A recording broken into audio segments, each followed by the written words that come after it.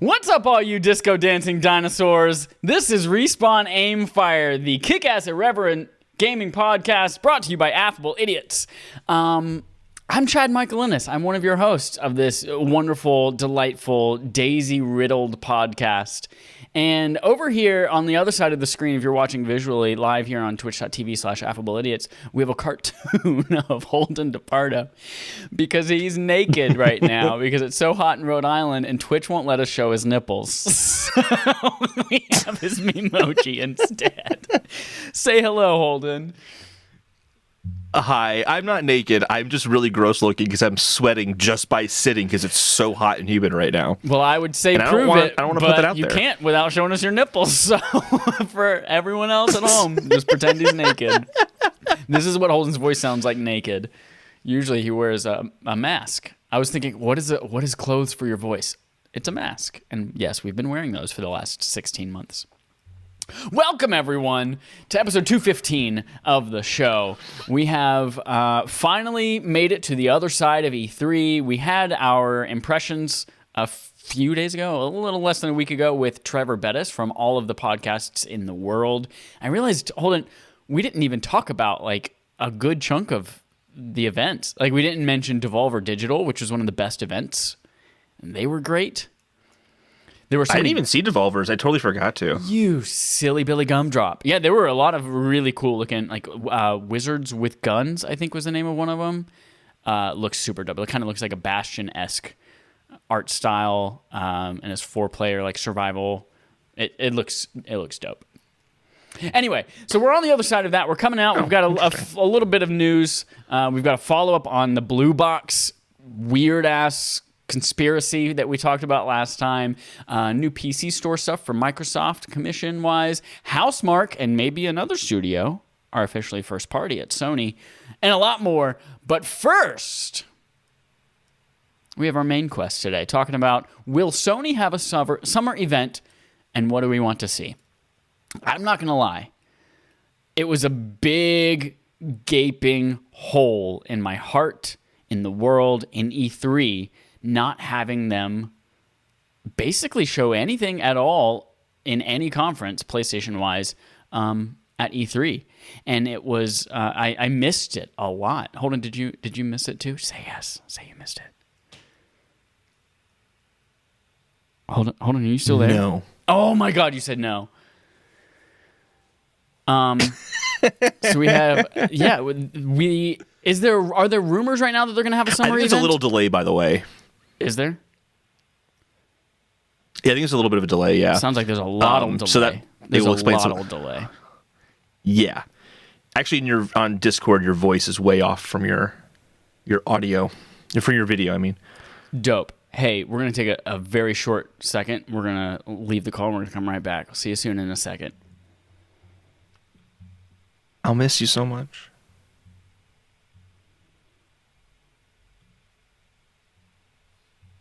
Is it better now? Oh, it looks so sexy. Does it? Yeah. All right, we're back. There's less of a delay. We might do that once or twice more than voices being in sync with the video. We've been delaying, but yeah. Cool, maybe it's the internet at your place because that's kind of the new factor. No, I am maybe? now. I'm hooked up to Ethernet, and I've got 400 gigabits upload speed, and I've got 600 down speed. So I feel pretty good here. But I think it's just Discord because it was having the same issue last time. Anyway, Hey, so we're going to talk about PlayStation and an event. Like, they haven't really announced anything. I haven't really seen any rumors about them potentially having an event. All we know that's really coming this summer is maybe some peppered stuff from Summer Games Fest, and we know that EA Play is coming at the end of July. But Holden, what do we want to see from PlayStation should they choose to accept the challenge? What do you think is missing? I mean, just their presence in general. I was joking earlier, like I totally felt that gap of just no Sony and not having any of that kind of content during E3. Yeah, there is like a mild rumor that there's going to be an event on July 8th and that the announcement will go out, I guess Wednesday. It'll come out tomorrow, apparently. I think that's Black Widow. I think you're thinking about Black Widow. Disney's going to announce Black Widow tomorrow as a partnership with Sony. I mean, maybe. They got Spider-Man. Yeah. The audio went out of sync again, by the way, but I think we'll just deal with it. All right, if it becomes really distracting, then I'll just freaking put a blindfold on and jump off of my balcony onto a pillow. As long as there's a pillow there, I don't want you to hurt yourself. And don't jump on the Tesla, because that wouldn't be good. So July 8th is supposed to be announced tomorrow? Rumors have been so bad. Yeah, but rumors have been so bad lately. Like, how often do we hear, guys, tomorrow Switch Pro is going to be announced? Like, Right. the rumors have been really, really bad lately. So, I mean, I have no idea what's going to happen. I do think they have to do something during the summer, though. Because what does the end of the year for Sony look like right now? A big fat nothing. Like, there's nothing there. We know there are some games in the pipeline. Gran Turismo 7, God of War, and Horizon. But... two of those are 2022, and it sounds like Horizon might be 2022 as well. There's a possibility. Yeah. Herman Holtz kind of said that's possible. But in terms of what I want to see, I honestly just want to see more games. I want to see more PS5 games, not cross-gen games. I just want to see games that are PS5. Right now, every game that we know about is cross-gen. It's a little, to me, and I don't know, not for everyone, but to me, that's a little disappointing. I want to see what these studios got going. I want to see if this rumor of the Ghost of Tsushima spin-off game is real. Yeah. I think that would be cool. I just downloaded Ghost of Tsushima again, actually, because I really, really want to get through that and play that, because I liked that a lot when I played it. But yeah, I just kind of just want to see more, I think, is the big thing. And I specifically want to see more PS5 games. I think that's the thing I'm the most butthurt right now about Sony. It kind of does annoy me. I know it's stupid, but it does really annoy me. Yeah. I'm really, really... as I mentioned, I miss their presence, but I don't think we're going to see anything else about this is coming this holiday, because I feel like if they had something ready to go, we would have heard about it already, especially first party wise. And so with God of War and Horizon being those opportunities for it to come this holiday, I think that ship has sailed. But I still would love to hear, especially with the recent acquisition of Housemarque and maybe BluePoint, I would love to hear what's BluePoint up to next. If they are officially first party, it's they potentially might be now, maybe they don't have to worry about holding their cards to their chest as long, and Sony can kind of work their reveals into their overall roadmap as well. So I would love to hear cool, now that they're first party, what's the first exciting thing they're going to be working on? Is it still a remake? Is it I want to know, even is it something completely original for the first time in a long time that BluePoint's doing? So I would love to know that. And then I think it's time that we heard from, I think you've mentioned this timeline before, it's time that we heard from Naughty Dog about whatever the Uncharted team has been working on. Those reveals usually kind of come hand in hand with The Last of Us releasing, and then we hear about what's next in Uncharted and vice versa. And so every time they've announced a new game, it has been in the same year they released a game. All right, we released a game, then a few months later they'll announce their next project. Last of Us came out, and then that the PlayStation experience at the end of that year, then they showed off Uncharted 4, Thieves' End. It wasn't huge. They just kind of said, we're working on it. We didn't see anything. So I'm surprised we haven't even gotten anything like that. But we'll see. And to BluePoint, again, the rumor mill is really bad right now, but this one just got me excited. I don't expect this to happen because it's one of those nah, this is too good to be true. That there's going to be their next project is doing Demon Souls, but for Bloodborne instead, and doing a complete PS5 remaster of Bloodborne. I feel like it's too soon to do that. I think so but too. I would love to see. Yeah. To do a ground I would love to see remaster or remake of that, I think it's probably too soon. It's too good looking already to do a complete remaster. They could just release a PS5 patch for that game and I'd be happy. Yeah, for sure. But I think that, that would be cool to see if it exists, but I don't have a lot of hope for that. The other thing that I kind of crossed my mind is that with Nintendo, we thought they had an empty slate for the end of the year, and it turns out they have an absolutely rockin' slate. And we kind of thought the same thing about Sony last year. We don't really know what games are going to be for PS5. And it turns out there was a shit ton of games at launch for PS5 that just came out of nowhere. So I do feel like that there's the possibility that they still have cards to play for the year, but they can also rely on some of the existing games that we already know are coming out. Like Deathloop is going to be technically a fall game now. Oh, that's right. Ghostwire Tokyo. Yeah, so you still have to kind of hear about. Actually, Ghostwire Tokyo in particular, we probably should be hearing about that soon if it is still coming out this year. So I feel like there's still opportunity for new games to come out. One of my favorites that is rumored, but there's no way this is actually happening this year, is one of the guys who leaked that, who leaked Elden Ring and who leaked Sekiro. I believe it's those two games, has said that From Software is working on another Sony exclusive game. And it's a spiritual successor to Bloodborne. Ooh. It's not Bloodborne 2, it's a spiritual successor. I believe that more than I believe in a Bloodborne remaster. I think that would make sense. Because I mean, that was their hottest game in the early years of PlayStation 4 was Bloodborne, and that game is a legend to this day. So I feel like maintaining that partnership would make a lot of sense. But again, like the rumor mill's been so bad lately, so who knows? How many Dark Souls spin-offs is too many Dark Souls spin-offs? Or I guess technically Demon Souls spin-offs. At a certain point, though, when does it just become? I see what you're saying. They're absolutely spin-offs. At a certain point, what does it just be like, oh, these are all games in a genre now? You know what I mean? I think it would become just games in a genre if From Software wasn't the only one putting out quality versions of these types of things.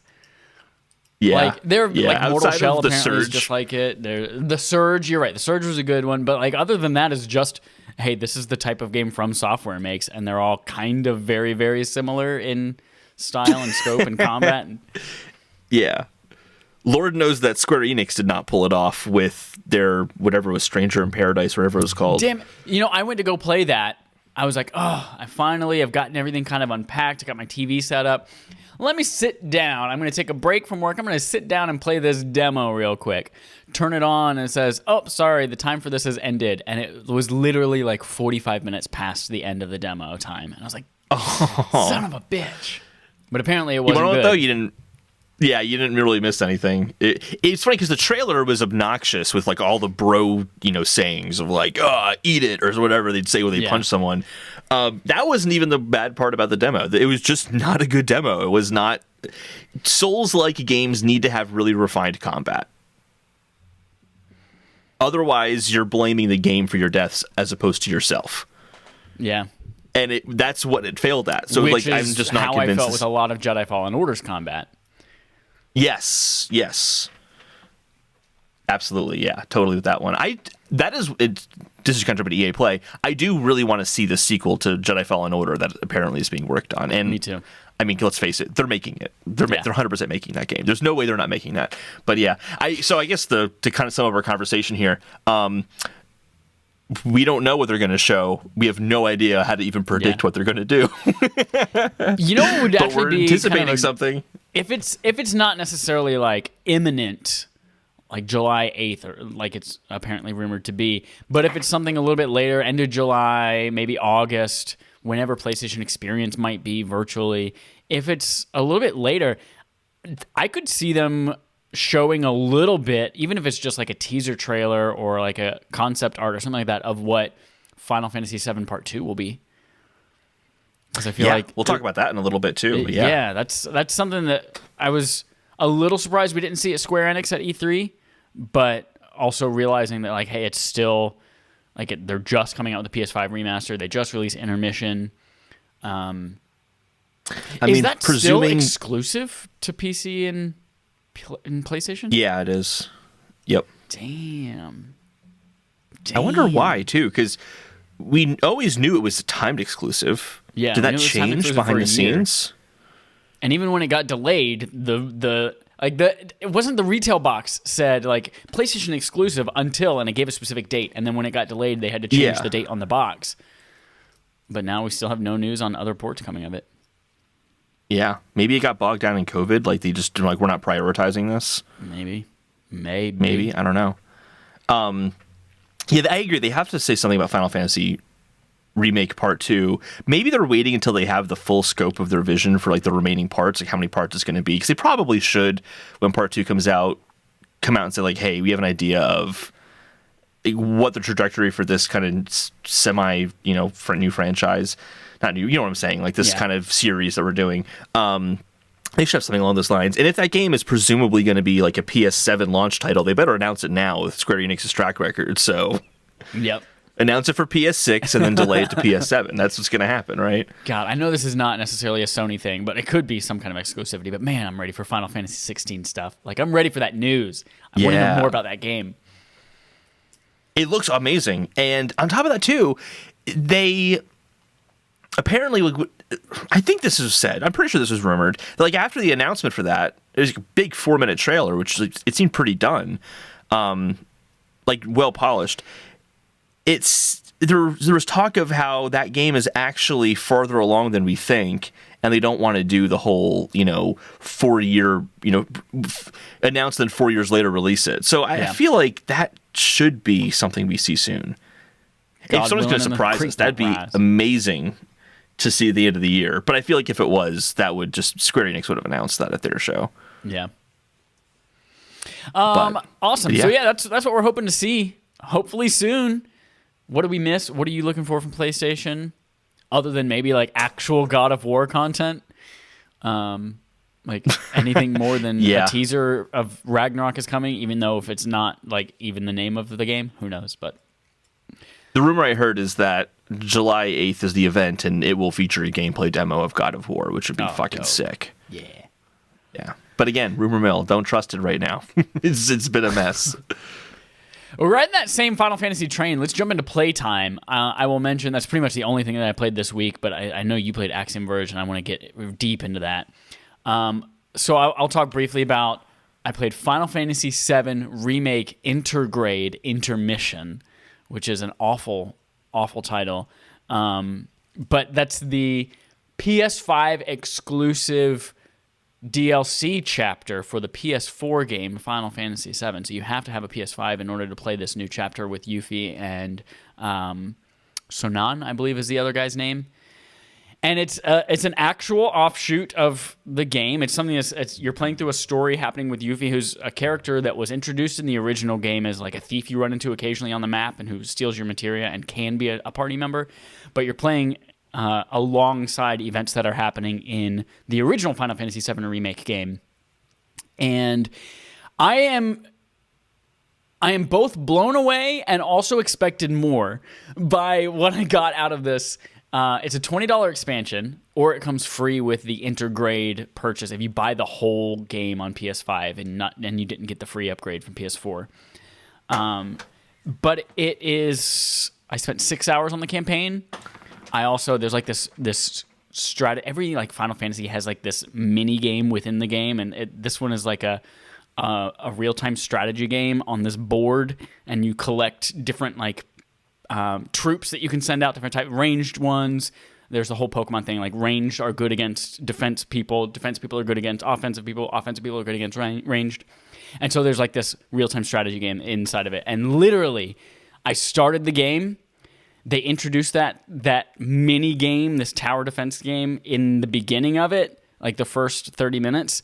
And then that's all I did for the next like 2 hours. There were little things like, all right, you have to go beat everyone who's level 1. And then I did. I'm like, cool, now go beat the people who are level 2. Got it. Did all those. 3. Got it. And I got all the way through and beat everyone. I got the trophy for completing all those games before I even did the entire first mission. Which is surprising because I normally and I'm not a tower defense, not a real-time strategy person, but I was just like super into it. So that was cool, but let's talk about the actual like straight up game. Yuffie has an amazing play style. So she has this ninja star that you can attack people with physically, and she has some really cool animations, and she has some magic kind of built in with that as well. But then she can also throw the star. While it's thrown, then she does ranged attacks with different elements of magic, and then she can warp to the star to retrieve it and then continue hitting them there too, which is really, really cool. And it flows so well. The PS5 version of this game has 60 frames a second. It has the option for ray tracing and all that kind of stuff too, and it just looks and flows so freaking well. So I was really blown away by that combat. And then they added in, and it feels so different from any of the other characters you played in 7 Remake. And then there's a new character that gets introduced a little bit further into it, a new teammate named Sonan, and he's kind of like this martial artist and has a staff, and he's there as a support character for Yuffie as she's going through. And it added an even different type of combat mechanic from the rest of 7 Remake, where he's a party member, but you can't play as him like you could as in the other one. But there's like this mode, there's this synergy mode or synchronizing, where you just hit the left trigger and then you guys are both attacking in concert with each other and playing off of each other, and you're building up your ATP gauge a lot, and then you can go and be separate, and he can be doing his own thing. You can separate at any time, and then you can get like these really awesome team up attacks that were just, the combat in this game already was phenomenal, but then seeing it was a spectacle to be able to fight these things in 60 frames a second with both these guys. So I had a freaking blast with that. But I was also kind of blown away. I was taken aback that it was $20 and that it was about 6 hours total, with half of the content was reused environments probably. So you're wandering around the same areas you've already been before, like the Sector 7 slums. You're kind of exploring a lot in there. So I was a little let down by that, but it's kind of cool that you're seeing, the rest of the crew doing their thing occasionally in those same areas. So it's definitely worth a play. If you liked even a little bit of Final Fantasy VII Remake and you finished it, definitely give this a shot. It's well worth your time. But it's excellent. That's it. Still playing Red Dead as well, but we'll talk about that next weekish probably. Yeah. That actually integrated sounds pretty interesting, because I was kind of wondering, well, why didn't they just wrap this into Final Fantasy VII Part 2? But it kind of sounds like it's a very different experience gameplay-wise than... Yeah. And it's the first one. That's interesting. Their fighting styles, I don't know if they're planning on like making her a playable party member with the rest of everything in the next installment, but the fighting styles and the mechanic of that, the synchronizing and the synergy between those two characters, it definitely would have been a huge task to balance that with the fighting styles of everyone else in the regular main game as well. So you're not anticipating that Yuffie will be in Part 2 as a playable character, at least? I don't know. I was not anticipating Red 13 being a playable character in spoilers, in Final Fantasy VII Remake, the first one, but it turns out he was. I have no clue. And as we'll see here in a little bit, like they can go fucking anywhere from here, and they can do whatever they want now. Yeah. I played 3 things. I'll start off with the first one, which is Ratchet and Clank Rift Apart, which I forgot to add in here, but I platinumed it this week. You got your second platinum! I'm so proud of you. Yeah. It was a fun platinum to get, because it's not like... It's actually pretty easy platinum to get. It's not that bad. That's kind of why I did it. I'm like, I really like this game a lot. It's super fun to play. And I'm like, why not just have that goal of getting the platinum? See? But it's amazing how much... Well, it kind of happens along the way. Like, the only thing I really had to, like, try to get were these, like, hidden bears in every level. These, like, hidden teddy bears. That was the only thing. I ended up just going to a guide, and I'm like, I only have the one trophy left, so I might as well just, like, spend 15 minutes and go to each map, and because those fast loads, it's not going to take much time at all. Yeah. Does it use the activity cards where you can just, like, warp to wherever the next thing you need to do is? I totally forgot about that feature. Oh, my gosh. I totally forgot. Also, actually, with that one, though, I don't think it tells you where they are. I don't know if there's hints on that one. So I don't know. But that game's phenomenal. That game is great. There are some bugs that are a little annoying, but it never, like, ruined the game. Like, there was one where, and this actually, I had to wait for this to get patched before I could get the platinum, where you get these things called spy bots.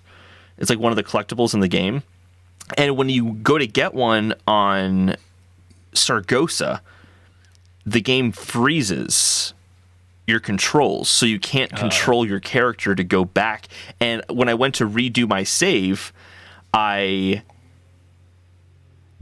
brought me right back to that exact moment with the locked controls. So I had to do a backup save, which was like I lost hours of progress. And I had just spent like hours getting 60 of these collectibles in this one map. And that was like really, really aggravating that I had to go back and do that. Several times actually I had to go back and do that because it kept locking up. So like, that was quite surprising to see in a any first party game. You usually don't see that kind of stuff in first party games. But I mean, that didn't take away from the experience completely, because I still enjoyed the main quest line of that game. That's all just like, off the beaten path stuff that I wanted to do. I did find a really cool, I guess it's a hack, to get money really, really quick in the game. Like really quick. I totally cheated. So there is I was kind of saying like last week, there's a new game plus mode where you have a multiplier where you get more money if you beat people. So what I did is I found this part of the map in Zaragoza where you open up a rift and there's just all these crates. The whole idea of this part of the game is there's all these crates that you're jumping on and blowing up to progress and platform forward, but they're filled with nuts and bolts. Absolutely filled with them. And there's like one angle where you can see all of them at once and use like the neuron cannon or whatever it's called and just blast them and collect all of them. So what I did is I ran around that map, getting my multiplier as high as I possibly could, times 20, and then I would go into that rift, break all the boxes, leave the rift, go back in, they repositioned everything again, and I just keep doing it over and over again until I got all the weapons. Oh my god. It was actually kind of fun. I'm like, you're ready for My Name is Mayo. If you're willing to do that, you can tap on a jar of mayonnaise for an hour. No, it wasn't that bad. But I just wanted to kind of throw in there some of like the issues I had with it, because last week I was so high on it, and I still am. I still like my one of my game of the years for sure. But yeah, I really recommend it to anyone who has a PS5. I really think it's a mandatory play if you have a PS5. It's fantastic. And Dan Root has to play it now. He said he would only play it if I got the platinum, and I got the platinum, Whoa. so he has to play it now. Shots fired. I texted him and told him already. He just responded, "Damn it." I also played Mario Golf Super Rush. I didn't play a lot of it. I got like it came out on Friday, and it is, I said on Twitter, it's the best golf game I've ever played on console. It's also the only golf game I've ever played on console. It's fine. It's a good game. It's enjoyable. It's relaxing. How does it compare to Tennis Aces? Yeah. I think it's better than Tennis Aces. Oh, Tennis good. Aces, I felt like, was... My big problem with that game was that it was kind of boring, but also it was fucking hard. Like, I just feel like I didn't know how to get better at that game. Whereas this, if anything, feels too easy. But it's just kind of nice to like listen to something on YouTube and play around a golf. It's just kind of peaceful and relaxing. But last game I played this week was Axiom Verge, and I absolutely devoured it. I've had it on Switch for a while. Have you played it before, Chad? I played the first like hour or so on Vita a long ass time ago, because I think maybe that was where it launched on, was Vita. Oh my god, Chad. Someone just messaged us on Twitch. I see it. My chat is working. Oh my god, we can become famous and buy followers, primes, and viewers. I'm so happy. Bigfollows.com. Don't advertise. That's our exclusive in. Yeah, that's how we're going to make it. Thanks, YZ Doom 209937. I played it. Anyway, sorry. But that was before I had really played a lot of Metroidvania games. I guess as a kid, I had played Metroid Fusion and Metroid Zero Mission and that kind of stuff on Game Boy. But that was before we had played Super Metroid for Barf, before we played Castlevania Symphony of the Night, and I loved both of those games. So I probably, hearing how much you love it, I'll probably go back and give it another shot. Yeah, it's absolutely worth it. It is, I'll say this, it starts off fine. You're like, oh, this is a Metroidvania. It has an 8-bit art style to it. This looks nice. But then as you start to get some of the weapons that help you activate new areas, there's some really cool ones. And I really, really liked it. It's really good at... And I think this is the sign of a good Metroidvania game, is where you feel like you got somewhere you weren't supposed to be yet, because you feel like you've kind of like maneuvered the system in a certain way to get somewhere you shouldn't be, but you actually were totally supposed to be there the entire time, and then like a story moment happens and you're like, oh damn, like this game just really knows how to handle exploration in a Metroidvania game. And I think that's what it's the best at. Really like that. This story is cool too. I kind of liked it more than most Metroidvania stories I've played. It has a very linear story to it, where it's not like you pick up like some sort of note along the way and you can find more about the world. Like there is a specific story to the game. Would you be surprised to it's- learn that it was one person who made that entire game? No, yeah, that's the next thing I was going to say is, and okay. one of the things I love about it so much is that, it feels like this very specific vision from Thomas Happ, where he had a very specific thing that he wanted to do, and he pulled it off, and it's amazing how well all these elements play together, and how much there is to this game, and it's like, oh shit, and we know one guy made it. A while ago, after playing No Man's Sky, I kind of posed the question of, can a game be considered better if the team is smaller? Is it a bigger accomplishment? And I feel like this is one of those examples where, like, yeah, it absolutely is. Yeah, I think we talked about that with Hollow Knight too. Yeah, exactly, with Hollow Knight as well. And I really like it. I would say a few things is that I'm not a huge fan of the boss battles. They're extremely repetitive, and they get more intense just by making the attacks quicker, which doesn't really make it an engaging boss battle. It just kind of makes it really frustrating, if anything. Because there's some bosses where you can literally stand in one place and just hop over their beams, and it takes it feels like a bajillion years to beat them. But when you die, because I don't know, it just gets kind of annoying. They're not very engaging boss battles, except for the last one. The last one was kind of cool. But the other thing I would say is that there are so many optional guns in this game, but because they're optional and tucked away, although it's really rewarding to find them, because you've kind of gone on this beaten path and then got a whole new weapon, that's cool, and some of them are fucking sick. There are some really cool weapons, but none of them are mandatory for fighting bosses. So you generally have to use the basic weapons to fight bosses, because those are the guns they gave you as a part of the main kind of quest line. Yeah. So it does kind of hurt in that way, but I mean that's honestly not a huge complaint, because the rest of the game is so marvelous. And if anyone's a fan of Metroidvania games, I can't recommend this game enough. It's fantastic. I can't wait for Axiom Verge 2, although looking at it, it's a very different game. I would say I don't even think it's this. Yeah, I don't even think it's the same story. I think it's a completely different story, a whole new character. They're going from projectile-based weapons in Axiom Verge 1 to all melee in Axiom Verge 2. It looks very different. So I'm curious why it's still an Axiom Verge game. The melee it makes me intrigued. Symphony of the Night. That gets me tickled on my pickle. Yeah, you should play it. You'd like it. You'd like it for sure. I think I will. I've got my Vita laying around, and I've always looking for reasons to go back and play things. In fact, I was starting to think about playing Final Fantasy 1 and 2 on my PlayStation Portable Go.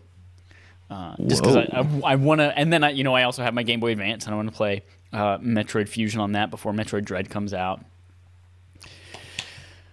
Give me some excuses. Let's go. You got some Vanias to play. I do. I got some big old Vanias. Big old Vania penises. Let's go on to our quest log. Talk about some of the news stories that have come between E3 and today. Starting with our Microsoft quest log. We have two stories on here. The first one is kind of what seems like to me like a gotcha. Like, hey, here's a cool thing. Just kidding, if you're a video game person. This article says, games exempt from new Microsoft Store 0% revenue sharing offering, says Alex Calvin at PC Games Insider.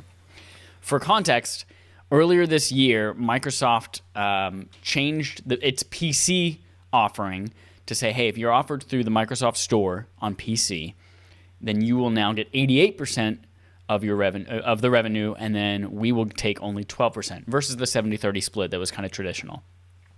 And I was like, cool, that's a really cool move on the PC Store.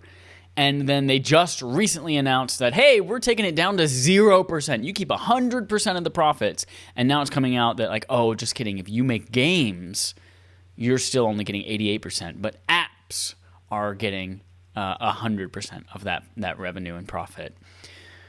Which I can only think of that being the case because they have to have parity with kind of the rest of the gaming industry. Like if they suddenly are now saying, all right, we take a 0% cut, and then Steam and Epic Games Store and the console stores that are now still taking 30% cuts and things like that. Like that suddenly will create a huge conflict between those platforms. So that's my like inkling in the back of my brain. Like, why are they doing this for games? Is it just to save face in front of all the other distributors?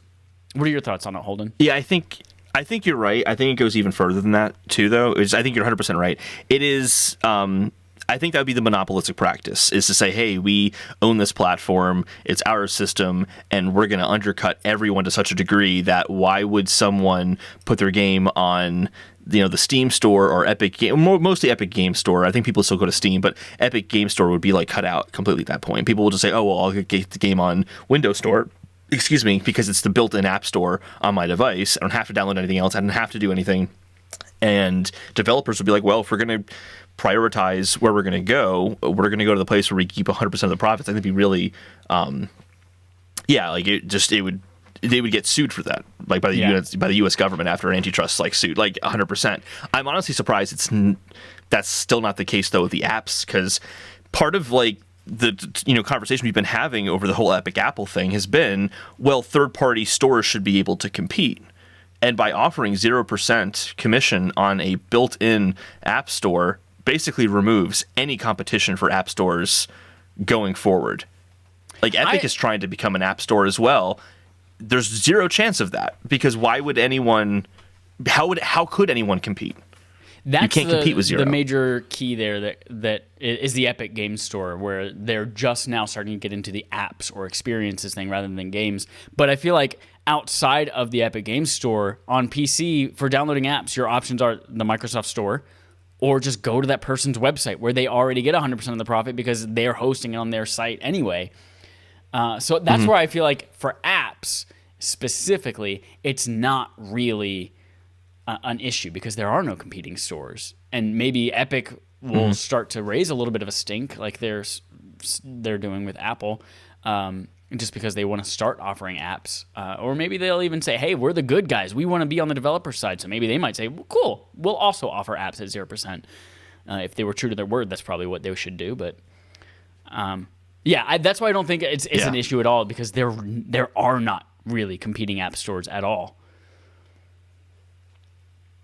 True, yeah. I am curious how Epic responds, like you kind of pointed out, because it's something they've been trying to get into, and I don't. It's kind of funny because one of the things that the judge said during the Apple Epic trial was, man, it really seems like games are subsidizing everything. If all your revenue is primarily coming from games, and it's like, that is 100% true now on Microsoft Store, because there's no commission at all. I'm curious how this plays out. I kind of hope that people don't start asking for other stores to start doing a 0% commission, because like Steam couldn't exist. This could never go to games. Right. Steam couldn't exist. Epic Game Stores couldn't exist. Only companies that have created a platform could create a store. So I'm curious where this kind of goes from here. I'm not going to lie, I'm a little concerned, though, because I haven't seen any conversation about this outside of, this is really good. And I'm like, it is. It's not terrible, but like there's some bad roads this could go down. So we'll see what happens. But you know me, I can be like that sometimes. We have one more Microsoft story here, which is a wonderful one. Microsoft launches Xbox Cloud Gaming Beta on PC and iOS, says Brendan Sinclair at gamesindustry.biz. If you are a Game Pass Ultimate subscriber, you can now officially stream over 100 games on Game Pass Ultimate to your PC or iOS through your web browser. This is the kind of workaround that they decided to do after they weren't allowed to create an app on iOS. And they're like, fine, we'll just fucking make you stream it through Safari. And it is finally here. I haven't had a chance to try it out myself because I let my Game Pass subscription lapse, since I haven't been playing anything on it. But there's some really great stuff announced at E3 that I'm looking forward to playing. Matt just got an Xbox, so we'll be playing Master Chief Collection. So I am excited. Even though I have a Series X that will freaking blow everything else out of the water, I think it's cool that I can bring my iPad and a DualShock or an Xbox controller and just play whenever I want. I could play all of Destiny. I could raid from my iPad, Holden. I just realized that right now from wherever I am. Yeah, my friend Michael, he sent me a picture of his iPad Pro running xCloud with a DualSense controller, and I'm like, that's hilarious. Like, That who would have ever thought that would happen? The other night too, that he was playing MLB The Show, a PlayStation game, on an Xbox service using Apple hardware. And he's like, what is the future? Yeah, this is awesome. I'm glad this is happening. Obviously, a native app would have been ideal. Doesn't look like it's going to happen, but this is totally a viable way to get into Game Pass. And it's a totally viable way to play Starfield next year if you don't want to get a console. So yeah, this is going to be huge. This could be seen as I think a watershed moment for Microsoft to finally get this access. Yep. Because they very well, I think, could overtake Sony in scale by the end of this generation if this works out. And I think there's a really good chance it could. Yep. It's good stuff. Speaking of Sony, we've got a Sony Quest log coming up. We have kind of two stories, three kind of two. The first one is that Sony acquires Returnal developer Housemarque, says Danielle Party at gamesindustry.biz. Mm-hmm. We know this because there was an official announcement on the PlayStation blog. And Housemarque is the developer of a lot of PlayStation exclusive games like Resogun at the PS4 launch. You've done... I can never remember, is Vex Machina or Nex Machina? I think it's Vex Machina. No, I think it's Nex. Is it Nex? Fuck. I can never remember. I'm pretty sure it's Nex, yeah. And most recently, they did the excellent game Returnal on PS5, and they are officially now first party at Sony, which I think is really exciting because they pivoted to games like Returnal because they weren't seeing enough return on investment for the games they want to make, the arcadey type style games. That they loved making. So it's great to see that a first-party developer is just going to throw that Sony as a publisher is just going to throw them a bunch of money and support to make the things that they love to make. Yeah, this is one of the things that I feel like had to happen. They have to compete with Microsoft if Microsoft's going to keep buying up all these studios, and I don't think that studio, Housemarque, has ever made anything but PlayStation games. So at least anything that's worth mentioning. They have. Yeah, they have, I think, actually. But primarily PlayStation for sure. I think when most people think Housemarque, they're thinking of PlayStation, just like Insomniac. Insomniac was the same deal. Like, outside of Sunset Overdrive, basically, and I think a game called Fuse, I think, outside of those two, like, everything was PlayStation, so they had to do it. Also, I don't think there's anything that I've seen all video game commenters unanimous on. Because after Returnal came out, it's like everyone was saying, Sony should buy Housemarque. Yeah. It seemed like there was like the unanimous consensus, and I wonder how much of those discussions were happening before Returnal came out, like from between Sony and Housemarque, and how much of it was like, everyone's saying that we should buy Housemarque, and I think they're right. But yeah, it's good. It's good to see. Yeah. At the same time, to celebrate this acquisition, Sony created a graphic. And it has, little slivers showing characters from each of their first-party studios. And it has PlayStation logo plus Housemarque. And at the same time, Sony Japan tweets a tweet celebrating Housemarque, but the image is that same image, but this time has an extra sliver with Demon Souls in it, and it says PlayStation logo plus BluePoint. And then it quickly deletes the tweet. And then it posts the right image, which leads everyone to believe that, has PlayStation also acquired BluePoint games as well as Housemarque? Says Mehrdad Kayat at DualShockers. And I think it's pretty obvious that, they probably acquired them for the same reason. BluePoint has been working so closely with Sony they've worked on Shadow of the Colossus, Uncharted Collection. They did Demon Souls most recently on PS5. That it just makes sense. And if an official PlayStation account tweeted an official image or logo that no one else had seen yet because no one else knew about the Housemarque thing, so they couldn't make their own fake versions of it, then I think it's pretty safe to say that PlayStation probably has also acquired BluePoint and will be announcing that sometime soon. Yeah, they probably just want to put the spotlight on Housemarque for a little bit, and then they'll put the spotlight on BluePoint and kind of have them as two separate announcements, kind of keep that marketing story going. Like, makes sense why they wouldn't announce them both at the same time, unlike Microsoft, who's like 7 at once, fuck it. Yeah, Xbox is like, hey, think of a game that you like. We probably bought it. Yay, that's us. Yeah, so I get why they are kind of staggering those announcements, but I think these are good buys by Sony for the same reasons, like as you pointed out, the same reasons. Can't wait to see what they do going forward. Like, what other Sony exclusive IPs from the past will BluePoint go back to and completely like remaster? There's been a rumor that they're doing that for Metal Gear Solid, which is that would be amazing. Please, dear God. Because what's cool about that one is that they're actually going to be making some original decisions for that game, and it's not going to be this like one-to-one exact thing like you had for Demon's Souls. It's like that'd be really cool, and it's like Sony's like, just you need to lock that down. Put a ring on it, all right? You gotta lock that shit down. I like it. Put a ring on it. Yeah. Speaking of Konami properties like Metal Gear Solid,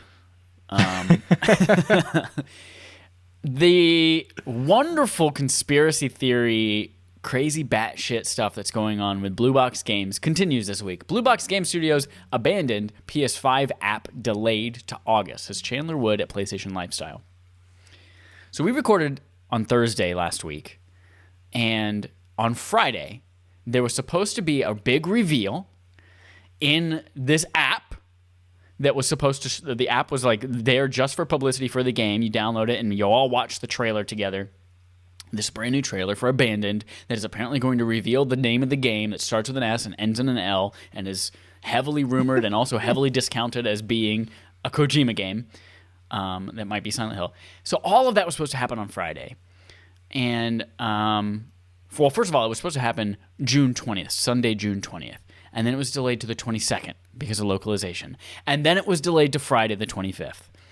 And then on Friday morning, as it was supposed to go live, the CEO of Blue Box Games announced that they are delaying, with a video, delaying the app until August, when the trailer for Abandoned would be released simultaneously. And he mentioned a lot of, I think there were like uncertainties or things that were, it wasn't up to snuff or it wasn't polished enough, and they weren't ready to release it yet. It wasn't ready, which is just throwing so much more fuel on this stupid conspiracy fire. So even more uncertainty and weird shit going on with Blue Box Game Studios. And then, what is this last part? This last sentence here: Konami's partnering with Bloober, maker of the Medium. What is that in reference to? Yes. So this just happened like right before we started recording. But Konami and Bloober announced that they're going to be in a partnership. They haven't said what the partnership is for. They just said that they'll be like sharing technologies and stuff, and possibly working on games together in the future. So people are saying, "Oh, Konami's going to make Silent Hill with Bloober because they've been making some good survival horror games recently." Let's kind of throw that in there because that, I think, is the biggest reason not to believe the Silent Hill conspiracy is Konami making this decision. It'd be very strange if they went to Bloober, who makes survival horror games, and then said, "Hey, do you guys want to make Dance Dance Revolution? Oh, do you guys want to make Metal Gear games?" Like, it would make the most sense if they were working on Silent Hill. If they're going to make games at all, though, like we really don't know much about it. But I think this is an interesting kind of wrench in that story. But going to the Blue Box stuff, like I want to be very, very clear. This is fun speculation. We won't know officially anything until we see that reveal in August. And no one should get upset if it turns out to just be an indie game made by 10 people with 40 people outsourced. Like it's just fun speculation. Don't harass these people. Like, it shouldn't be said, but like, don't do it. And also, there's some like really I follow that subreddit, the Blue Box Conspiracy subreddit, pretty closely because I just find it fascinating. There's some Is it really crazy just shit in there. r/Blue Box Conspiracy? Yeah, that's awesome. And so all right. Here's where like my big thing last week was the timeline of events doesn't make any sense. I'm not going to go over the whole timeline again. Go back and listen to us talking about that with Trevor if you want to hear that timeline. But the timeline to me again doesn't make sense because of this. Because you're talking about a game that was announced earlier in the year. It's supposed to come out at the end of this year, but they're having to delay an app for a few months because they can't finish an app. I'm like, if you can't finish that app, you can't finish that game by the end of the year. Like, what are you talking about, man? Like, that just doesn't make.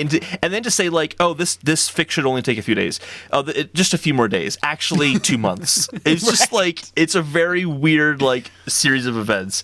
But then like you look at the Twitter comments and there's people saying ridiculous things like, man, Hassan looks like a CG character. Like, no, he doesn't. He looks like a person. But that's gained some traction. I'm like, that makes no sense, guys. Like, if you want to be taken seriously for your conspiracy theory, don't talk about Hassan being a CG character. It's really strange. It's really, really weird. But the one, and I've gone back and forth on if this is real or not, or what. And then, unless this next thing I'm about to say is also a massive coincidence, it's like, man, Hassan, what are you doing to yourself at this point? Right. One of the kind of pieces of evidence, our sources of evidence, has been his PlayStation activity feed. He knows people are looking at that. He knows this. So that is what so much of this has been based on, is like, he played games that don't exist, and he's playing the Siren game, which Siren is like kind of similar to Silent Hill and was made by some people who were on that team. So like, oh, is that connected? He played a game called Telling Lies, and that in and of itself, not enough. Like, haha, cheeky, play a game called Telling Lies. But who made the game Telling Lies? The director of that game directed Silent Hill Origins and Silent Hill Shattered Memories. It's just like, damn it. God, like, yeah, it's like there's too many like coincidences here, and it's like, this is, why are you doing this? Like, I'll leave it at that. It's weird. And I'm like, we're going to have to wait till August. But like, this whole thing just keeps getting stranger. The delay, I do think it's strange people saying, oh, the delay, this confirms it's not a conspiracy. I'm like, not really. That doesn't really confirm it's not a conspiracy. It just means they delayed the app. It just means we won't know for longer. The other one, and I was thinking about this one too, is Jeff Grubb was talking about how Kojima's in talks with Microsoft. And Microsoft might be trying to buy Kojima Studios, which would make sense because they want to be taken seriously in Japan. Like, there's a lot of reasons why that makes sense. I also don't think that disproves the conspiracy theory either, because that would be like saying Microsoft's not going to buy Bethesda. Deathloop and Ghostwire Tokyo are coming to PlayStation 5. Yeah. That doesn't mean anything, because the rumor with Microsoft is that they're buying Kojima Studios so Kojima can make cloud exclusive games that apparently haven't started working on yet. So that doesn't mean they couldn't be working on a survival horror game, and Kojima's kind of doing this whole ruse. So it's kind of like, again, like, calm down on the conspiracies. Don't say crazy shit like like he's a CG character. That's like ridiculous. Oh, and the YouTube video. I talked about the YouTube channel last week. Yeah. Of like the countdown timer. So this is another like odd coincidence, but it seems like it's actually just a coincidence this time and not really anything. When that countdown timer ended, within 2 minutes, Hassan posted his video on Twitter. But here's why people think this is a coincidence. People started to do DCMA strikes against that YouTube channel. It's basically like, if you're not really associated, then you're going to have a copyright issue and you need to stop. And they have been responding to the copyright issues and changing the language on their page to avoid copyright, which they probably wouldn't be doing if it was really them. Yeah. So I do think that was just a coincidence, but it's kind of like the rundown of at least what's happened in the past week on that story. I'm assuming that's going to be it, though, for a while. Hopefully. I hope nothing else. Yeah. I hope they keep their mouth shut for 2 more months. And then in August, we find out the answer to all of this, and we can tell everyone to just shut up. Yeah. And I'm at this point, too, I'm kind of like, I was on a high on it last week. I'm totally down on that. And I'm just ready to just experience other crazy rumors that are conspiracy theories, like Sony's hosting an event soon. Big crazy train. Yeah. That's that on the Blue Box stuff. Speaking I wish of them the crazy best regardless. I wish them the best. Speaking of Crazy Train, it's taken 7 months, but we're finally there. Third-party quest log. CDPR says Cyberpunk 2077 performance and stability are now satisfactory, says Zarmenicon at PlayStation Lifestyle. The CEO, Adam Kaczynski, said during an interview, quote, "We have reached a satisfying level in this regard. We have also been working on improving the overall quality, which we are also quite happy about. Of course, we also removed bugs and visual glitches, and we will continue to do that. Over time, we will also be introducing improvements to the general game systems that players have highlighted." And while it is, quote, satisfactory, CDPR and Sony are also warning about stability on the base PS4 systems and are recommending that you still play on PS4 Pro and PS5. That comes a week after Cyberpunk is finally officially available for purchase on the PlayStation Store again, digitally for the first time since launch. Exciting. Apparently, though, still don't play it on your base console. Play it on a One X or a PS4 Pro, or play it on the next-gen consoles. But I'm glad to see that they are still continuing to make progress on this, and they haven't just straight up cut support for these. I guess they couldn't cut support for these, or they're going to get sued, or that watchdog in Poland is going to freaking grill them. But it's nice to see that they're finally making good on their promises. Yeah, I was going to download it and just play it and kind of see how it is. I'm like, no, I'm still waiting for the next-gen version. I'll play it again with the next-gen version. I still like that game a lot. While also believing that they totally botched the launch. It's good to see them doing this. I just think that to say that it's satisfactory when it literally is they're recommending people to not play it on the hardware is apparently designed to be right. It's just really they need to be as upfront and honest as possible. And this doesn't scream authenticity to me. It seems like they're still in this PR damage control kind of mode. Yep. And getting on PlayStation is huge for them. Absolutely. That's a big move for them. It's an important step, but it's just honestly, I didn't think that 6 months later we would be, or 6 months, 6 months later we would be still here. I really thought it wouldn't take this long to resolve a lot of these problems, and it really goes to show how the longer this goes on, basically, the more it is they have fucked up. Yeah. So I wish them the best. Do you think it was a money and resources thing that they released it at the time? I know we've probably mentioned this and answered this question before, but they released it in November just because they were out of money and they needed to sell a bunch of copies, so they continued to fund development on the game. Do you think that had anything to do with it? I really don't, because, and I've had some people disagree with me on this, but I'll maintain it anyway, is that they've said that they were financially stable and that finances wasn't a reason for that. And when it comes to finances, you cannot lie because your shareholders will sue you. And this isn't like a... Sorry, keep going. Well, they also sold The Witcher 3 on Switch, and that was doing really well for them apparently. And so they have money. The team's also, it's not really that big of a studio compared to a Ubisoft or an Activision or an EA. They get talked about on that level, but they're smaller for sure than them. So I feel like that wasn't the reason, but that makes it even more confusing as to what the reason was. Why do this? If it was clearly this far off, and you're talking about meeting the standards of Red Dead Redemption 2 in terms of polish in this giant open world, it's you didn't do it. You weren't even close. What are you talking about? It's crazy. Off. Samsonite. Yeah, totally. It's that. Samsonite. I was way off. Sammy Swanson, Samsonite. In other news about companies who are having internal PR issues, Ubisoft.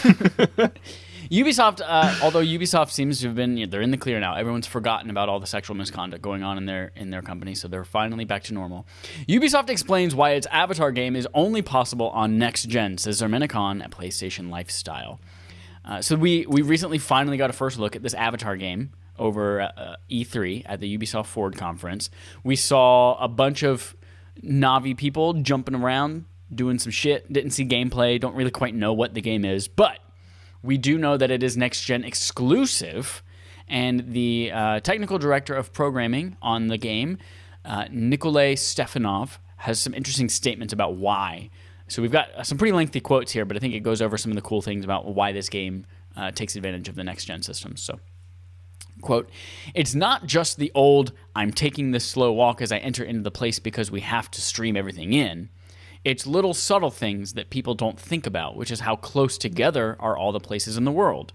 If you look at with the old hard drives, they had to be spaced out very far apart because you had to stream out the old and stream in the new, so it just created a formulaic world." And then he goes on to say, "The wildlife, the AI, the way that they track you, the way that they attack you, the advances in technology, and the way that we are taking advantage of the power with our in-house Snowdrop engine is allowing us to do amazing things that would not be possible otherwise." And then he wraps up by saying, "We have a completely new lighting system that is based on ray tracing, and I think it's a dramatic step up in quality that makes you feel like it's a real place." One tiny example is that it can actually handle the translucency of the leaves. So it can figure out how much of the light is reflected through the leaves, how tinted it is with the colors and everything else. You get lovely reflections and sights for the water, even down to the volumetric clouds up in the sky. They actually receive the correct lighting as well. There are obviously a whole host of benefits to running just on next gen, and we've already talked about how much we think cross-gen is kind of holding some things back. So it's exciting to see when a developer of a game, especially for a world as like colorful and lush and as vibrant and populated as Avatar and Pandora, like to see them really going for it and taking advantage of everything that these new systems have to offer. So I originally saw this trailer and I was like, cool, I really don't care about the Avatar franchise or IP or anything like that. But now that I read this, I was like, oh, now I'm kind of intrigued, and I kind of want to try this game out. Yeah, I have the same thing, because I feel like this is going to be the first like fully open world game that I'm aware of, at least, that's going to be next gen exclusive. And I'm like, why? That's kind of what we've been waiting for with the next gen. Kind of, what can you do with the SSD and all that? So I'm really, really excited about this now. And what's cool about these statements is they don't seem PR-y. Yeah. Like this seems very genuine. Like he is excited about the stuff that they can now do. It doesn't feel like that whole like, and we're taking it to the next level. Like it doesn't feel like that cheesy, E3 talk. It's our most ambitious game to date. Especially I'm really intrigued by the wildlife and the AI of the wildlife, and what that's going to be like. Because AI is tough. It requires a lot of processing going on with a lot of different, NPC models in a world. So I'm really curious what they can do with that. I'm also curious how much this will actually turn into a good game because it's Ubisoft. Right. I'm we'll excited for it. Game show today. I'm excited. Oh, okay.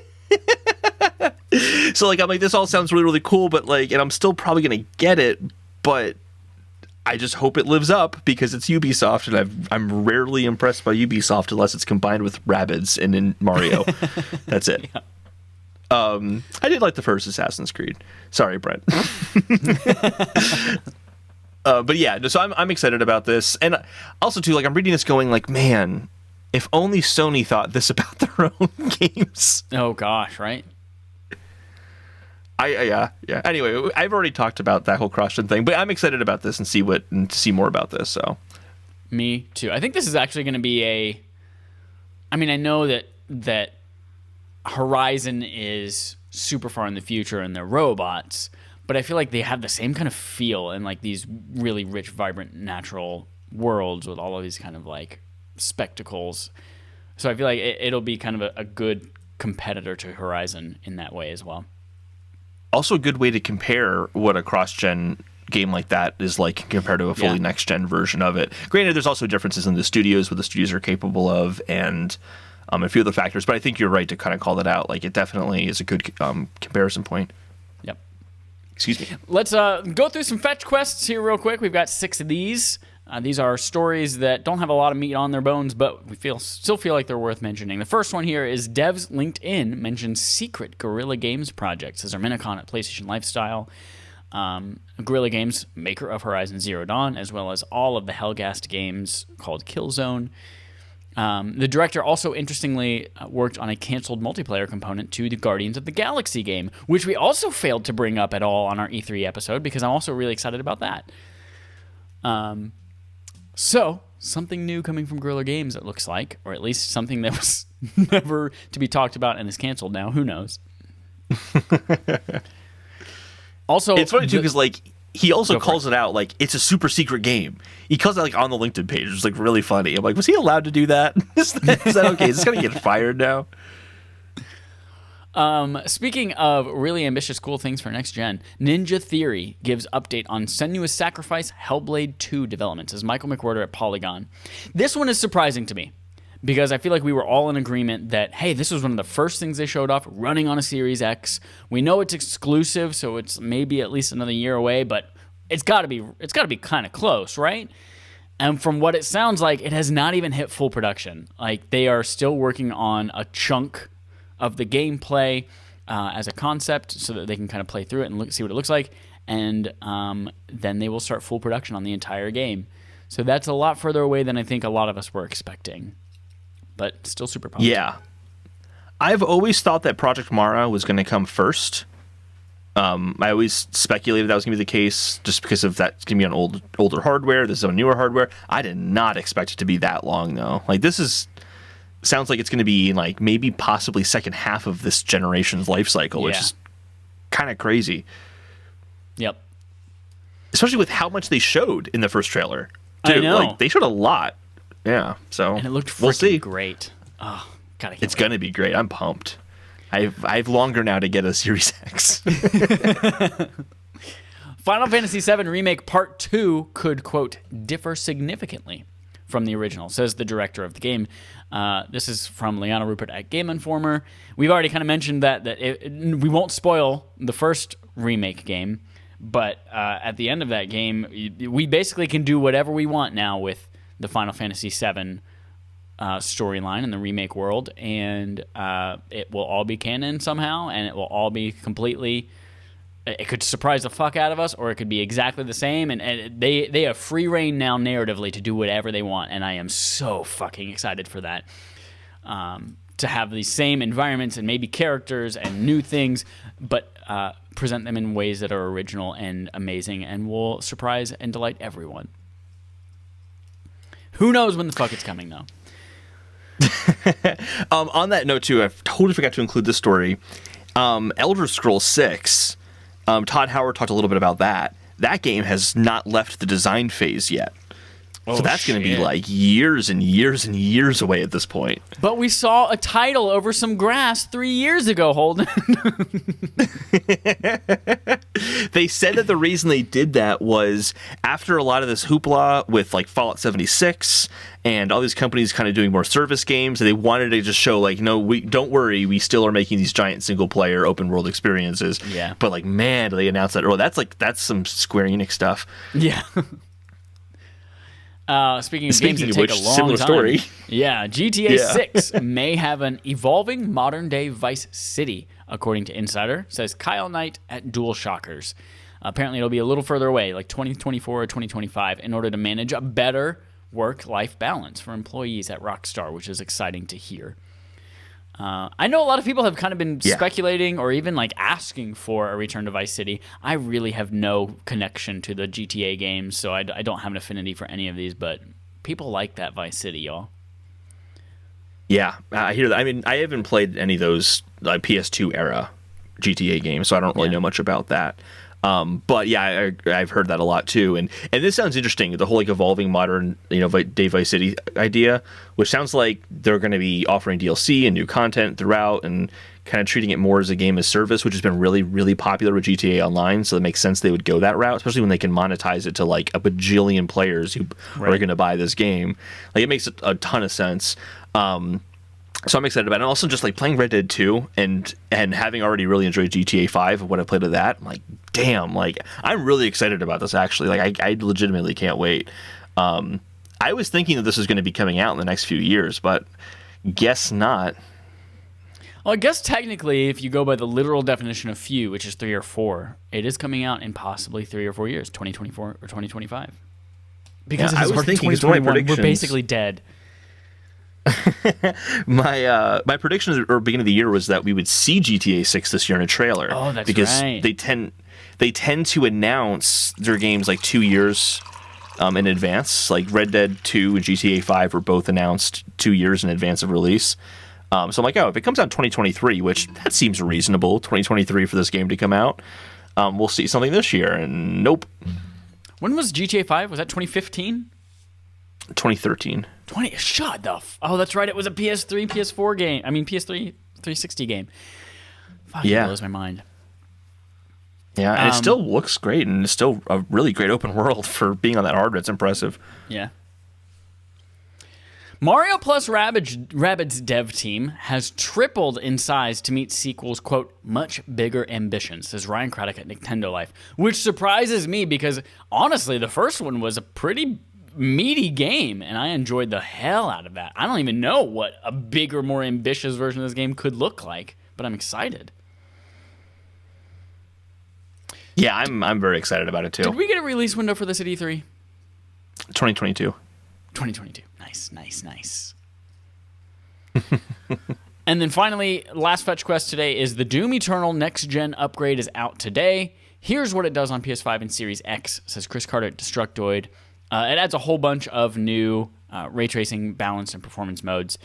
It's such a weird spattering.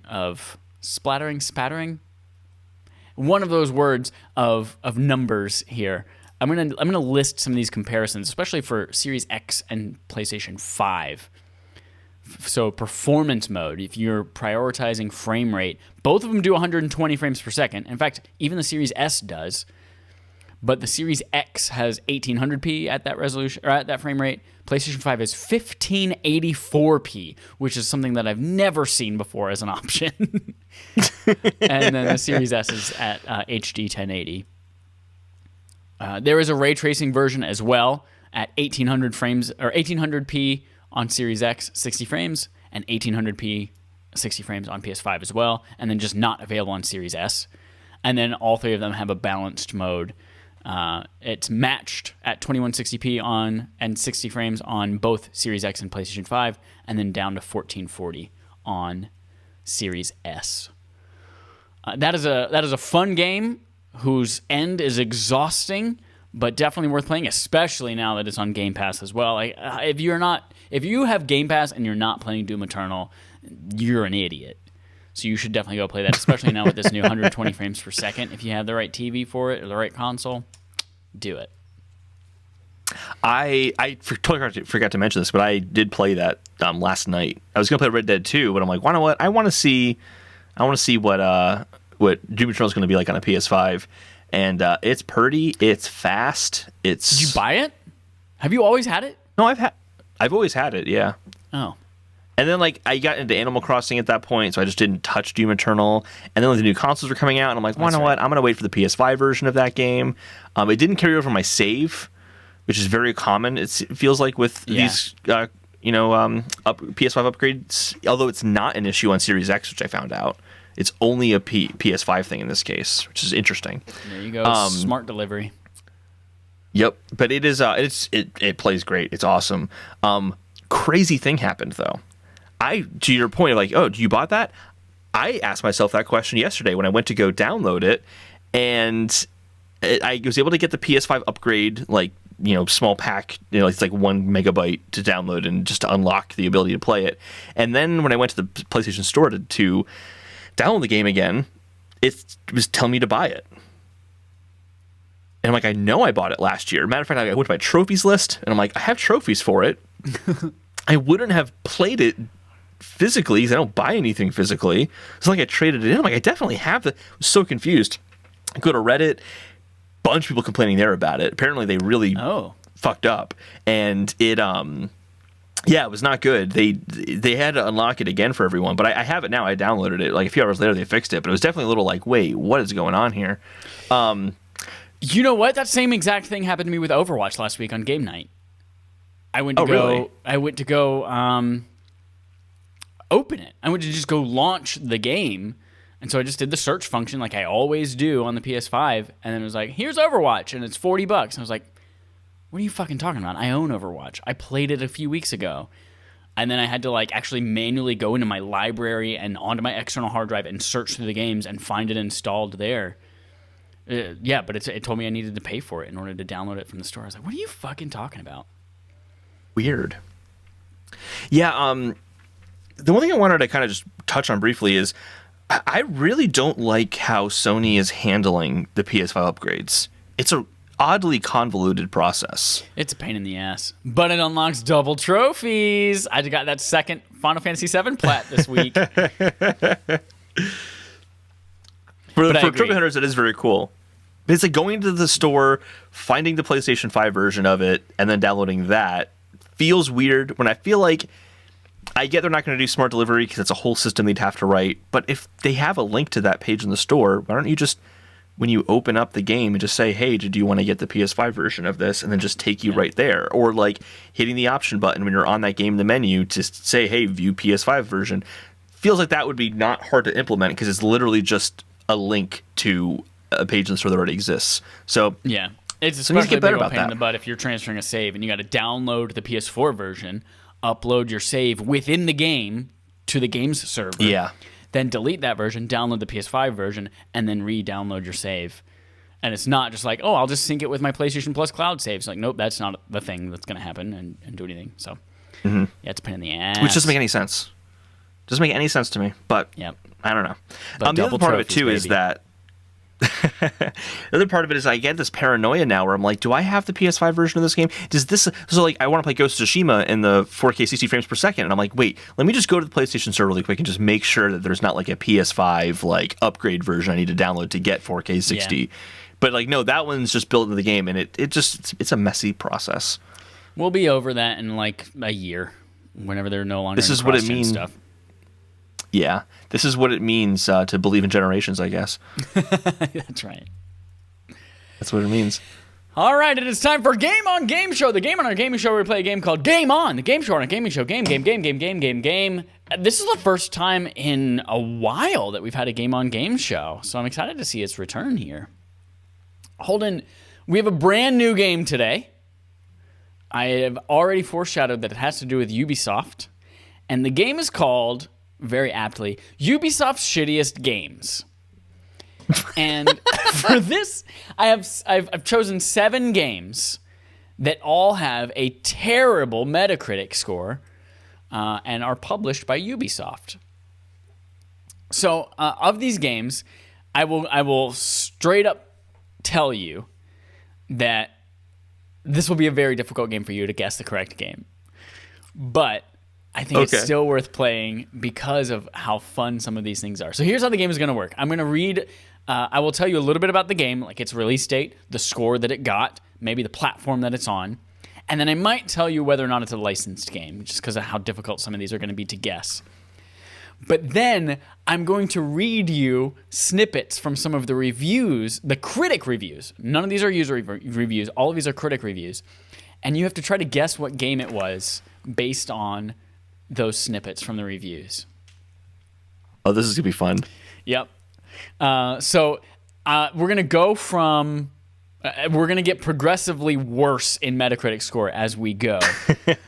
These are not necessarily the lowest rated, but they are all under a 50 for sure on Metacritic, and some of the most recognizable ones with the funnest reviews.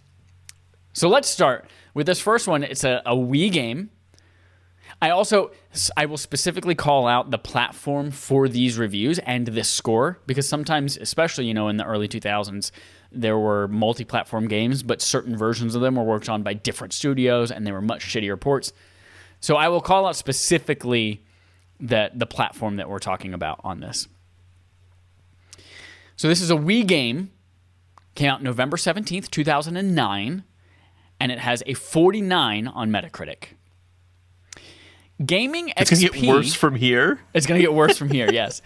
Gaming XP said about this game, it's a really fun party game, but you should have some sense of rhythm. IGN says, and they gave it a 2 out of 10, do not buy this game. Do not rent this game. Do not look at this game on the shelf. Don't even think about this game lest someone at Ubisoft find out and they prep a sequel. Such would be the end of all things, mark my words. That's from the official IGN review. With those 2 reviews, I'll give you 2 guesses. If you guess once and you get it wrong, I might give you a clue, and then we'll give you a second chance before I reveal it. Really quick, what was the year again? 2009. 2009, okay. I don't think it's Just Dance, because Just Dance's I don't think review that badly. Keep in mind, these are all Ubisoft titles as well, so you can think back in your catalog of Ubisoft games. I have so many Ubisoft games I just love. It's one of my favorite companies. I'm trying to think what other party games they've done. Oh, they did some Rabid party games on the Wii, and I can totally see them cashing in and making some just absolute, horseshit motion game on the Wii. Is the platform all right? I don't know the name of the Rabbids games, and I don't want to cheat and look online. So this is gonna be the original to guess, Rabbids game on Wii was called Rayman Raving Rabbids. Okay, but they released several of them. Is this a Rabbids game? I'm not gonna guess the title. This is There's no way I possibly could. Game. No, this is not a Rabbids. It's not a Rabbids game. It's not a Just Dance game. This is a franchise with which you are very familiar. Maybe not from really? You've played this game, but this is a franchise that you know. Really? Yep. It's a party game. Yep. It is apparently, according to Gaming XP, a really fun party game, but you should have some sense of rhythm. I have no fucking clue. I don't know what it is. What is it? It is Just Dance. Is it really? It is Just Dance. Just Dance 2010? 2009. The original Just Dance on Wii. Apparently it was so bad that Ubisoft said, please, dear God, no one get it, so in hopes that Ubisoft won't find out and prep a Just Dance 2. Like, they didn't even want a sequel. This is the first one, then? The very first one, That is hilarious. I, completely wrote off Just Dance. It couldn't possibly be Just Dance. Wow. It just gets better from here. You mean worse? All right, this next one. It is a Game Boy Advance game. Came out March 18th, 2002. Has a Metacritic of 47. And I will let you know this one is a licensed movie tie-in. So it is a game from a movie that came out in the same region of 2002. That's tough. Nintendo Power. Go ahead, sorry. Nintendo Power said, probably not cool enough for experienced gamers.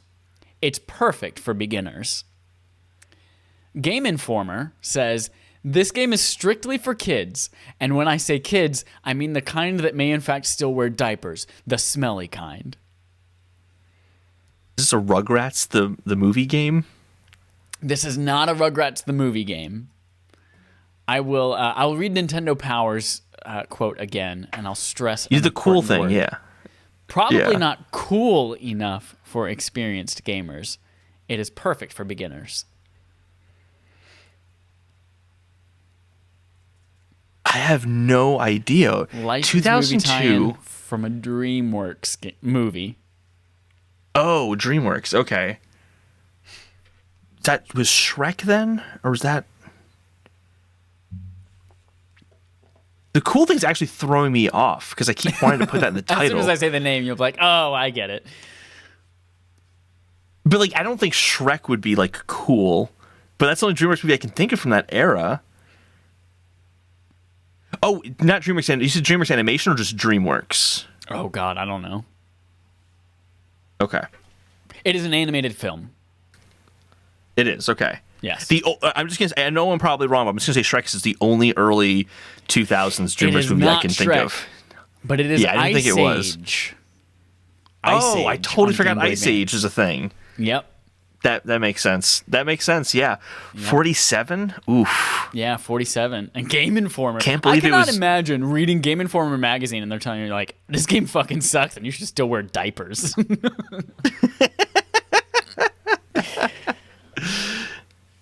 Okay, this next one. It is a game released for the Wii, November 16th, 2010. Metacritic score of 46. GamePro gave it a 4 out of 10, and they said, it's not that the idea of pushing this franchise into on-rails territory could make good use of the Wii's control setup without merit. Other franchises have gone a similar route with great success. The problem is that it's executed so poorly that it feels like a cheap cash-in on the franchise name rather than an innovative twist that brings something new and exciting to the series. Nintendo World Report also gave it a 4 out of 10. They say the combination of the lackluster settings and tedious gameplay makes for a disappointing game. Straight up, this is just a pitiful rail shooter. And with the amount of other good rail shooters on Wii, there is no reason to even think about getting this game. And then finally, Games Radar gave it a 2 out of 10 and says, there's no good reason to have this game in your home.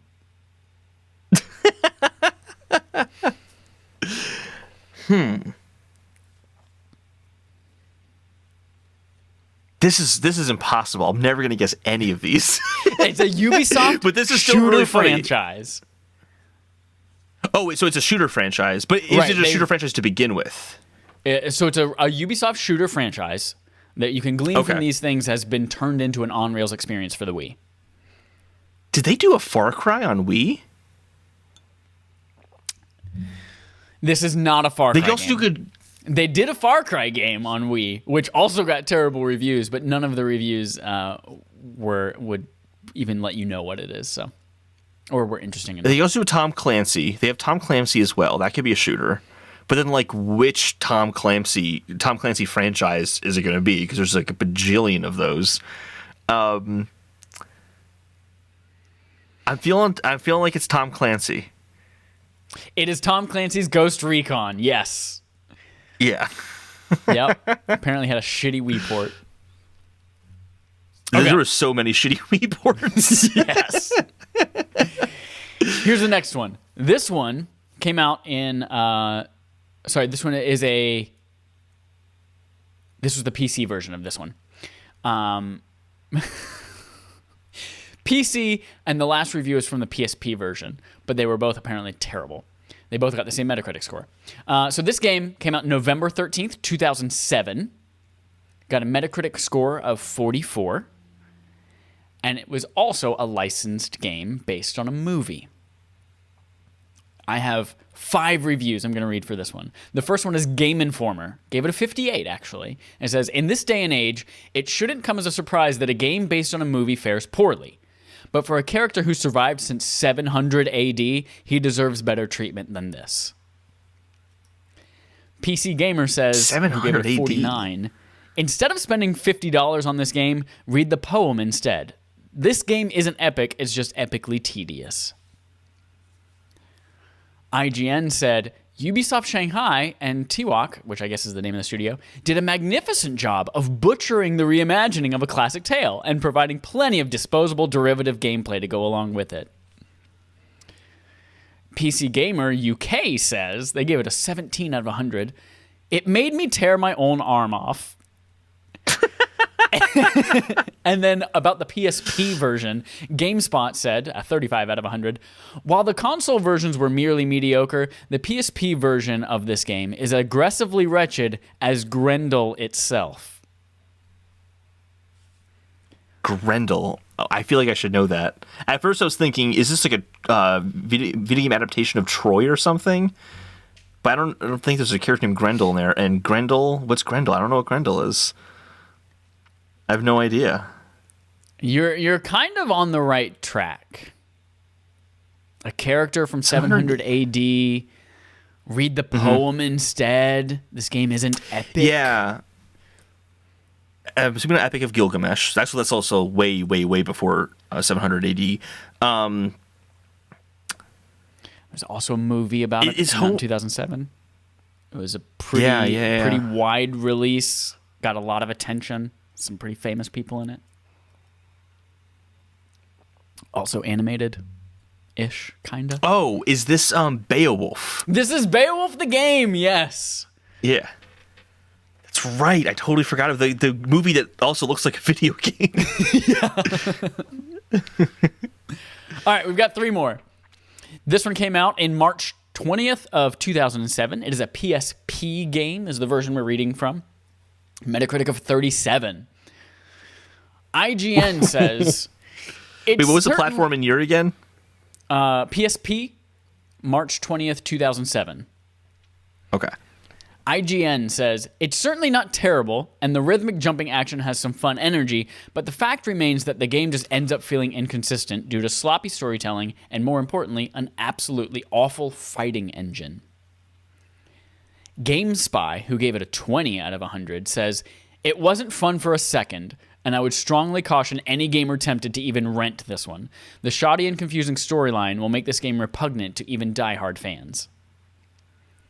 And then Games Radar says, who gave it a 30 out of 100, says, Avoid this one like the glowing radioactive ooze that it is. Glowing radioactive ooze. I think that's my biggest hint. It is also a licensed movie tie-in. Monsters vs. Aliens, was that 2007? And it wasn't, no. Is that your guess? That was a big 3D. No, because that's not the guess, because that was a 3D movie, and that didn't really start happening until after 2009 when Avatar came out. Speaking of Ubisoft. 2007. I used to have like movies down. I used to know like everything about movies, and now I'm like, wow, I haven't thought about movies in a long time. I have no idea. The game's radar is a big hint. Avoid this one like the glowing radioactive ooze that it is. Yeah, that's what made me think about like Seth Rogen's kind of blue ooze character in Monsters vs. Aliens, but it's not that. And like now I have that in my head, so I can't get it out of my head. Even though it's not the answer. So, glowing radioactive ooze in 2007.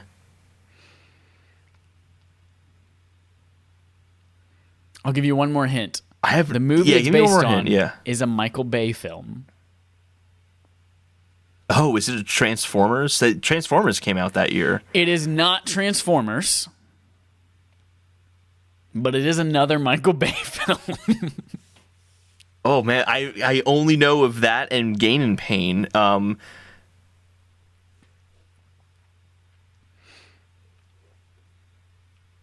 got no clues. It is D'Angelo's own TMNT, Teenage Mutant Ninja Turtles. Oh, that's right, D'Angelo. He's the best Ninja Turtle. He's the best Ninja Turtle.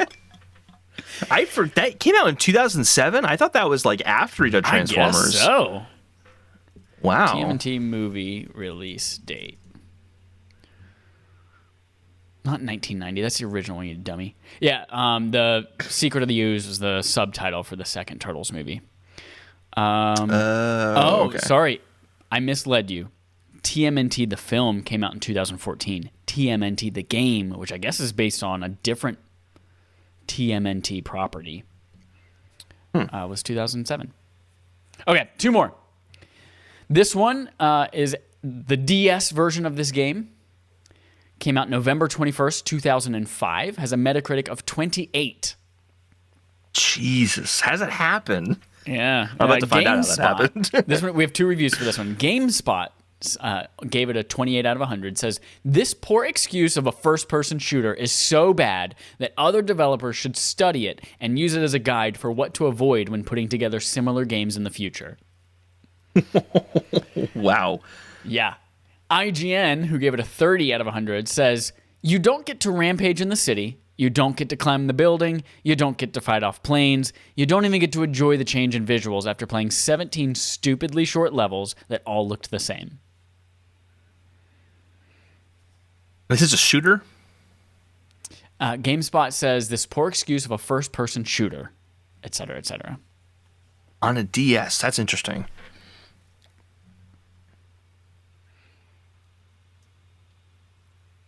I remember that they brought some... This is also a licensed movie tie-in.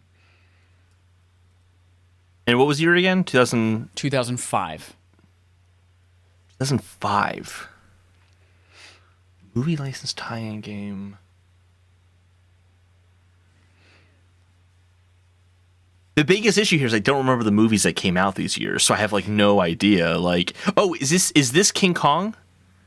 This is Peter Jackson's King Kong, the official game of the movie. Yes. Damn. The DS version specifically, although the rest were not good either. Wasn't the 360 version notable, or was that notable for being really bad? Probably notable for being really bad. That's the thing. I didn't even know that. In fact, Ubisoft I don't did think this many movie tie-in games. It was the OG Xbox that was on, because we had it. My sister got it because she loves King Kong.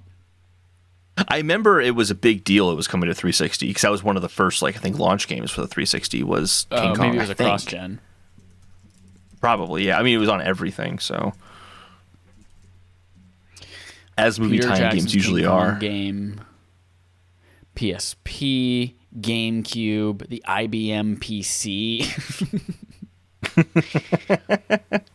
The Commodore 64. Yeah, so it came out. It was a cross-gen game. In fact, it came out on OG Xbox November 17th, 2005, and then came out on Xbox 360 like 3 weeks later, December 2nd, 2000. Okay, here's an even weirder thing. These are the European releases. The North American release, OG Xbox, was November 21st, 2005. The 360 version was a day later on November 22nd. Maybe that's because that was the day that 360 launched. Yeah, 360 came. Yeah, that would make sense.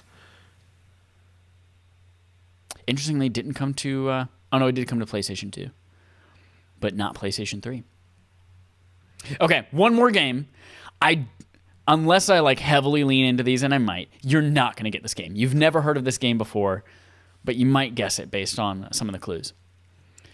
This is a PC-only game. Came out March 25th, 2002. Has a Metacritic of 22. Again, published by Ubisoft. IGN gave it a 2 out of 10. Says, a horrid, wretched, abysmal excuse for a racer that comes wrapped in a pretty but see-through package. GameZone gave it a 5 out of 10 and says, I will give it 1 thumbs up as a fun game to play with some really beautiful scenery, and then in parentheses says, wink, wink.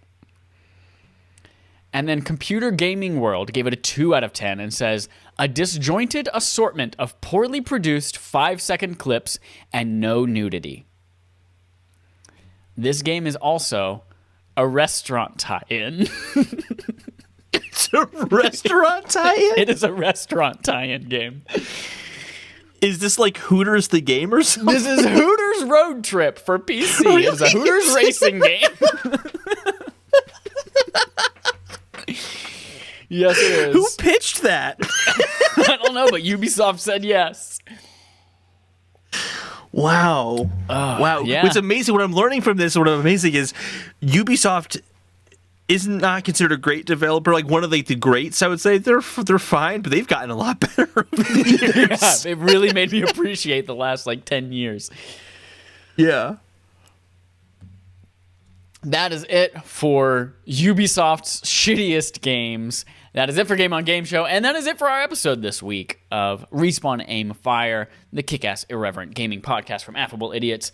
Thank you, everyone, for listening. Thank you, Holden, for braving the terrible heat and nakedity. Nudity is overrated. Nakedity is the new word. I have clothes on, to be very clear. I have clothes on. Chad is lying. Well, okay, body hair counts as clothes only if it covers your nipples. And you have some homework as our listeners. You have a couple of things to do. First is go to patreon.com/respawnaimfire if you'd like to be a patron. For $1 a month, you can play with us on game nights. We just played Overwatch last week, and that was a ton of fun. If you love playing against PC players with no auto aim, and it's awful for you, and you have terrible dreams about it now. But you can play that with us every single week on game nights, which we are moving to Friday nights now, just because our survey that we did, a lot of you told us Thursdays didn't really work so well. So we're doing it on Friday nights. It also allows you to go see Black Widow on Thursday night next week. So go do that. You can also get dope wallpapers like the Pride wallpaper we have up there right now. And then you can also vote for what we play for BARF every single month, our backlog accomplishment with Respawn and Friends. As we mentioned last week, we are still kind of working our way through Red Dead Redemption 2. We're going to delay that from this week to maybe about a week or a week and a half from now before we talk about it. But I promised I would put a poll up, and I didn't. So I'm going to do it today, right after we get done recording, of smaller games that we can play for July that will go much quicker to compensate. So go to patreon.com/respawnaimfire. And then also just hang out with us on Twitter. We love communicating with all of you guys. And also talk to us on the phone. Here's Holden's phone number. He loves talking on the phone. It's 828-641-1776.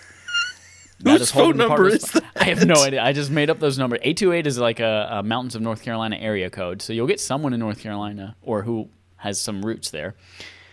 Does it count as doxing if you don't know the person you're doxing? You just give out fake. It's like last week whenever I posted all those social security numbers on Twitter.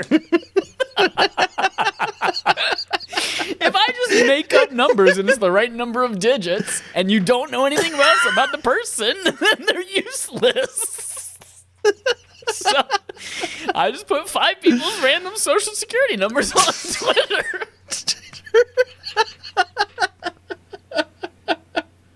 They could be dead. Who knows? At least with those, though, you get a person. Like, every one of those is a person. But if you call... Well, I guess landlines you could still call. What if landlines are just... It doesn't matter. That's it for our show, everyone. Thank you so much for listening. Until next time, here's our usual sign-off. 828-641-177. I don't remember the last digit. We'll call it a 2. Call that number and talk to Holden.